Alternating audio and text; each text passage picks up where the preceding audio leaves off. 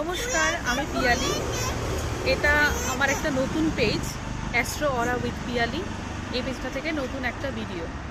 তো আজকে আমি একটা খুব ইন্টারেস্টিং টপিক নিয়ে কথা বলছি।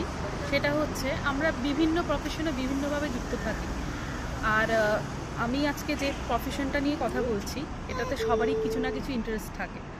কিন্তু আমাকে আগে দেখতে হবে যে ইন্টারেস্ট যদি থেকেও থাকে, যে এটাতে কি কি কানেকশন থাকলে আমরা সেটা করতে পারি।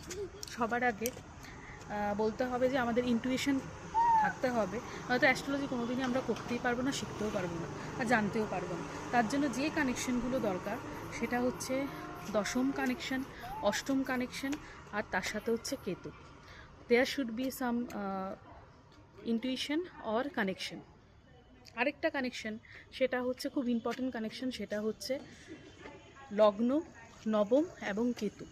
এই দুটো কানেকশন যদি কারোর হরোস্কোপের মধ্যে থেকে থাকে বা তার মধ্যে একটি কানেকশনও থেকে থাকে, তাহলে নিশ্চয়ই সে একটা সফল প্রফেশন হিসেবে অ্যাস্ট্রোলজিটাকে সে বেছে নিতে পারে।